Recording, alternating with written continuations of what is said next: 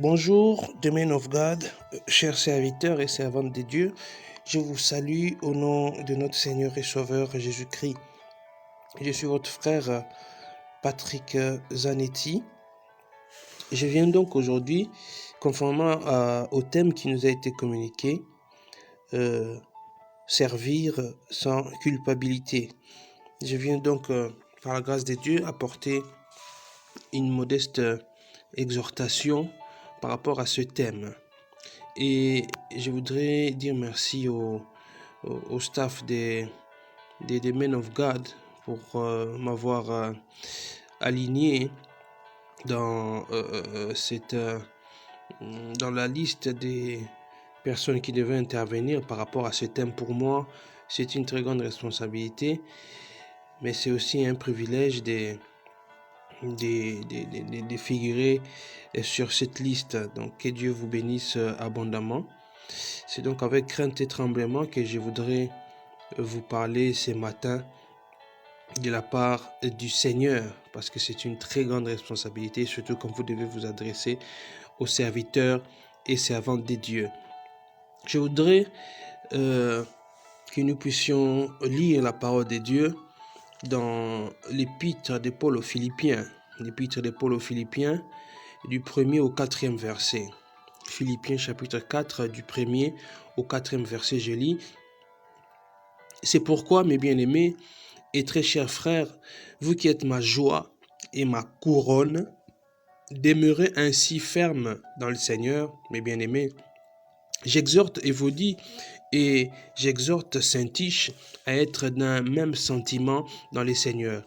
Et toi aussi, fidèle collègue, oui, je te prie de les aider, elles qui ont combattu pour l'évangile avec moi et avec Clément et mes autres compagnons d'œuvre dont les noms sont dans le livre de vie.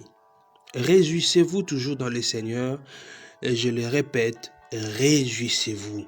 Réjouissez-vous toujours dans le Seigneur, je le répète, réjouissez-vous. Je voudrais prendre comme sous-thème aujourd'hui, réjouissez-vous dans le Seigneur. Réjouissez-vous dans le Seigneur. Ce texte est très profond. Ce texte peut prendre plusieurs séances à cause de sa portée. Comme vous le savez, c'est peut-être un rappel que je vais faire. L'apôtre Paul qui avait fondé l'église de Philippe, qui est, sauf erreur de ma part, la première église qu'il a fondée en Europe. L'apôtre Paul, en écrivant aux Philippiens, il était dans une situation terrible. L'apôtre Paul était emprisonné. Il était en prison à Rome. Et il était déjà condamné et il attendait la mort. Il attendait la mort. Mais curieusement, l'apôtre Paul, il demande aux Philippiens, c'est un impératif, il dit « Réjouissez-vous toujours dans le Seigneur ». Et il le répète, il dit « Réjouissez-vous ».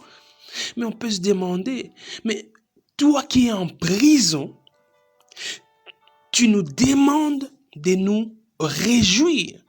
Pourquoi, Paul? Tu es dans une situation qui ne permet pas d'être joyeux. Tu es dans une situation qui devait peut-être te pousser à te poser des questions. Pourquoi suis-je en prison? Pouvait-il se demander?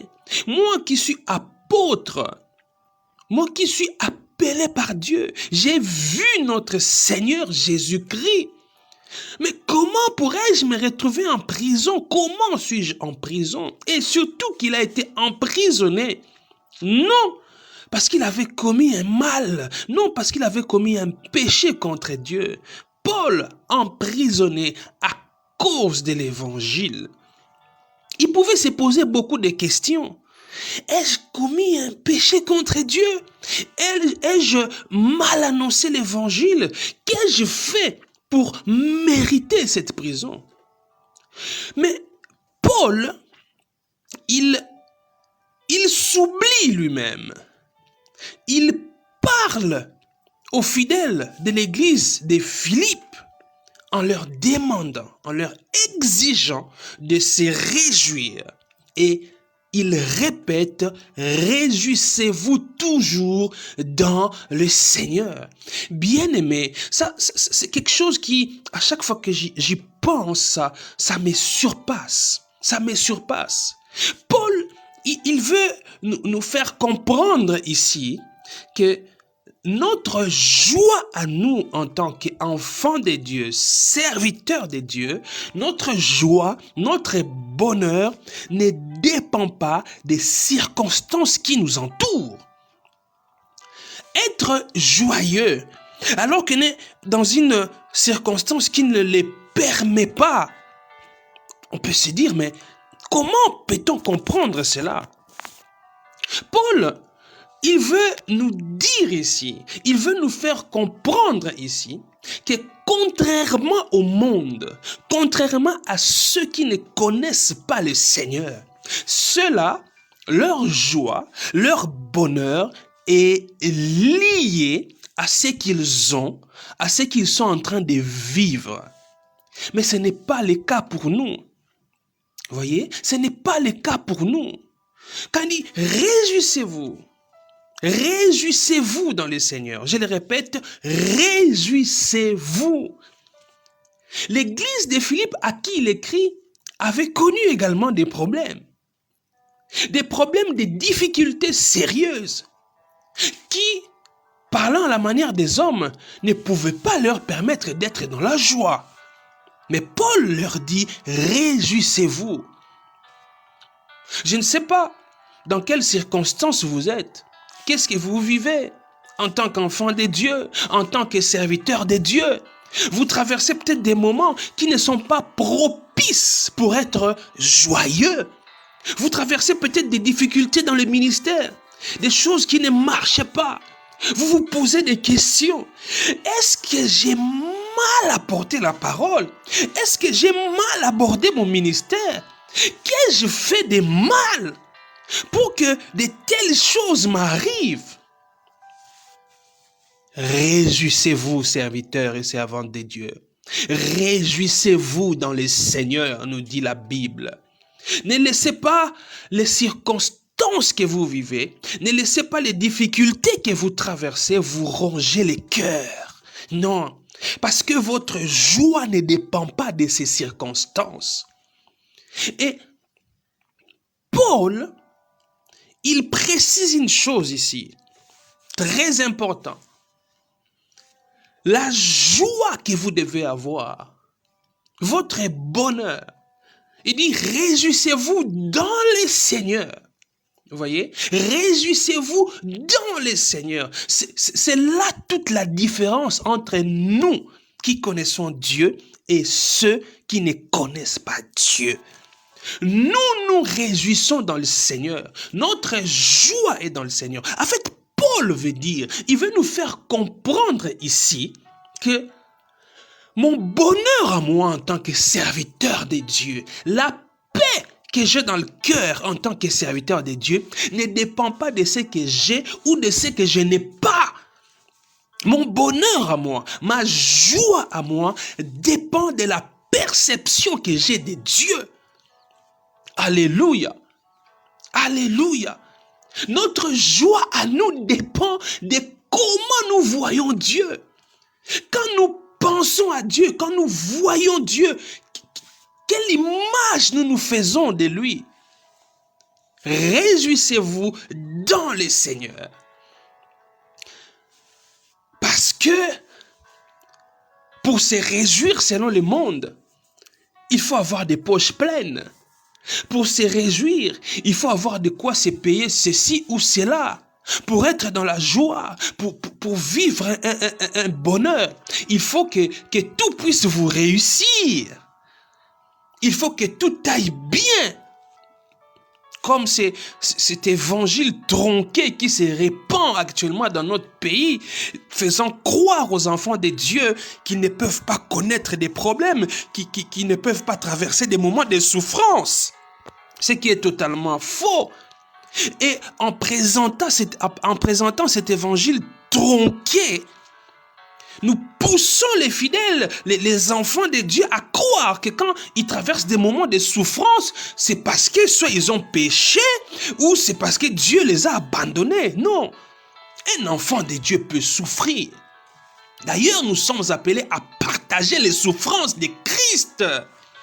Alléluia! Nous sommes appelés à partager les souffrances de Christ. Regardez la vie de l'apôtre Pierre. Pierre, c'est lui-là même qui avait posé la question au Seigneur. Mais nous avons tout abandonné. Nous t'avons suivi. Qu'est-ce que nous allons gagner? Alléluia! Qu'est-ce que nous allons gagner? Et le Seigneur lui dit, il n'y a personne ayant abandonné femme, enfant, sa maison, tout ça pour moi, qui ne reçoive au centuple dans les siècles présents, qui ne reçoive au centuple dans les siècles présents. Et Jésus-Christ avait précisé que ce sera avec des persécutions. Et quand vous regardez les écrits de Pierre, Pierre là même, qui demandait au Seigneur, moi j'ai tout abandonné, je t'ai suivi, qu'est-ce que je vais gagner? Mais les épîtres de Pierre, il exhorte les chrétiens à supporter la souffrance. Pierre, après avoir compris que ce que je cherche en réalité, ce dont j'ai besoin, ce ne sont pas des bénédictions entre guillemets matérielles que le Seigneur peut donner, mais ce dont j'ai besoin, c'est le Seigneur lui-même. Pierre a oublié les centuples. Pierre exhorte les chrétiens, si vous souffrez pour Christ, soyez dans la joie, parce que vous souffrez pour Christ, vous ne souffrez pas parce que vous avez péché. Paul dit, réjouissez-vous toujours dans le Seigneur. Je le répète, réjouissez-vous. Votre bonheur, votre joie dépend non pas de ce que vous vivez, non pas de ce que vous avez en banque, mais votre bonheur, votre joie en tant que serviteur de Dieu dépend de la perception que vous avez de Dieu, la perception que vous avez du Seigneur. Si le Seigneur est un moyen pour atteindre quelque chose, votre bonheur, votre joie dépendront des circonstances. Si vous prenez le Seigneur comme un tremplin pour atteindre un but, votre joie dépendra de ce que vous allez gagner en banque, de ce que vous aurez en banque, de ce que vous aurez en poche, de combien de fidèles remplissent votre église, de combien vous recevez comme offrande. Mais si le Seigneur Jésus-Christ n'est pas un moyen, n'est pas un tremplin, mais il est plutôt l'objectif, votre joie ne dépendra même pas de combien les offrandes sont entrées. Votre joie ne dépendra même pas de combien on vous a donné comme offrande. Votre joie ne dépendra pas de ce que vous avez ou de ce que vous n'avez pas. Votre joie dépend du Seigneur qui est votre bonheur, qui est l'objectif. C'est pourquoi il dit, recherchez premièrement le royaume et la justice de Dieu, et le reste vous sera donné par-dessus. Recherchez premièrement le royaume et la justice, et le reste vous sera donné par-dessus. Comprenons la subtilité qu'il y a dans ces textes. Il nous est recommandé de ne pas chercher le reste, mais il nous est recommandé de chercher le royaume et la justice. Et le reste nous sera donné. On ne dit pas que le reste, vous allez le chercher après. Non. Je viens à Christ. Oui, je suis sauvé. Mais où sont les bénédictions matérielles? Je dois quand même jouir des bénédictions matérielles. Mais comment moi je suis au Seigneur? Je suis en train de servir le Seigneur. Mais pourquoi je ne peux pas obtenir tout ce que les autres serviteurs de Dieu ont? Pourquoi je ne mène pas une vie opulente comme les autres serviteurs de Dieu? Pourquoi je n'ai pas autant d'argent qu'eux? Si vous réfléchissez comme ça, vous allez avoir des remords dans votre cœur. Votre joie, vous risquez de la perdre parce que vous pensez que vous êtes moindre que les autres. C'est pourquoi nous allons des fois même faire des prières au lieu d'aller prier, adorer, louer le Seigneur. Nous sommes dans des mortifications. Seigneur, donne-moi ceci. Seigneur, donne-moi ceci. Il faut que le monde sache que je suis ton serviteur. Il faut que le monde sache que tu m'as appelé. Oh, cher serviteur de Dieu, si le Seigneur Jésus-Christ est le but et non le moyen, votre joie ne dépendra pas de ce que vous avez comme finance. Votre joie, comme Paul dit ici, il est en prison, il attend sa mort. Mais il dit, réjouissez-vous. Parce que pour lui, son bonheur, c'est Christ. Son bonheur, ce n'est même pas d'être en liberté physique. Parce que bien qu'emprisonné physiquement, mais spirituellement, il était libre. Spirituellement, il était libre. Alléluia. Que la paix du Seigneur Jésus-Christ inonde nos cœurs. Que sa joie inonde nos cœurs.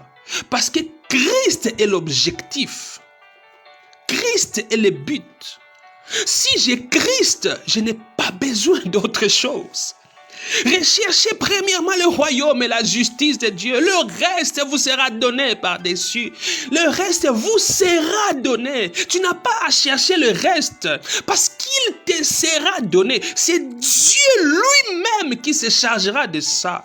Toi, tu es joyeux parce que tu as Christ. Christ seul. Oui, pas autre chose. Je n'ai pas besoin d'associer Christ à autre chose. J'ai Christ, ça me suffit. Le reste me sera donné. Oui, me sera donné. Je vais subir l'action de Dieu. C'est lui qui juge. S'il estime que mon serviteur doit avoir ceci ou cela, c'est lui qui estime, qui juge bon et il me le donne. S'il ne donne pas, je suis toujours joyeux parce que j'ai Christ. Alléluia. Parce que j'ai Christ. Je ne veux pas avoir des remords. Je ne veux pas me culpabiliser. Non, je ne veux pas me culpabiliser. Même si je traverse des moments difficiles. Même si je traverse des moments difficiles. Ce n'est pas parce que j'ai péché. Non. Ce n'est pas parce que j'ai péché que je suis emprisonné. Ce n'est pas parce que j'ai péché que toutes ces choses m'arrivent. Non. Je suis en bonne relation avec mon Dieu. Et je suis joyeux parce que j'ai Christ. Parce que Christ est l'objectif. Christ est la finalité. Christ est la source de ma joie. Christ, c'est lui la source de ma paix. C'est lui ma paix. Même si cela ne semble pas marcher dans le ministère, beaucoup de problèmes arrivent, mais je suis dans la joie. Je suis dans la joie parce que j'ai Christ. Réjouissez-vous toujours dans le Seigneur. Dans le Seigneur. Pas dans le monde, pas dans les choses du monde, mais dans le Seigneur. Dans le Seigneur. Je ne me réjouirai pas parce que j'ai 1000 membres. Je ne me réjouirai pas parce que je suis suivi par des milliers de personnes. Non, les gens peuvent me décevoir. Je ne me réjouirai pas parce que j'ai beaucoup d'argent. Je peux le perdre demain. Mais je me réjouis dans le Seigneur parce que je suis dans le Seigneur. C'est Jésus-Christ l'objectif. C'est Jésus-Christ le but de ma vie. Paul dit, tout ce que j'ai considéré comme un gain, comme des intérêts, je les regarde comme de la boue. Comme de la boue. Parce que j'ai gagné Christ. J'ai gagné Christ. Je n'ai pas gagné les biens matériels. Je n'ai pas gagné la popularité. Non, j'ai gagné Christ. Je peux être un, entre guillemets, petit pasteur dans un coin perdu du pays. Personne ne me connaît, mais je sers Dieu dans la joie. Je le sers dans la paix parce que j'ai gagné Christ. C'est Christ mon bonheur. Christ me suffit. Je n'ai pas à associer Christ avec autre chose. Seigneur, je prie par ta grâce que tu inondes mon frère, ma sœur, ainsi que moi-même, de ta joie, de ta paix. Donne-nous de comprendre que toi, Seigneur, tu es le but, tu es l'objectif. Nous n'avons pas besoin de t'associer à autre chose pour être joyeux. Je n'ai pas besoin d'aller avoir autre chose au-delà de Christ. Oui, tu es sauvé. Oui, tu es serviteur de Dieu. Mais tu as besoin de ceci ou de cela pour que tu sois dans la joie. Non, je n'ai besoin que de toi, Seigneur. Je n'ai besoin que de toi, Seigneur Jésus. Tu me suffis. Tu me suffis. Tu me suffis, Seigneur. Telle est ma prière pour mon frère, pour ma sœur, ainsi que pour moi-même. Au nom de Jésus-Christ. Au nom de Jésus-Christ. Amen. Amen. Que Dieu nous bénisse abondamment.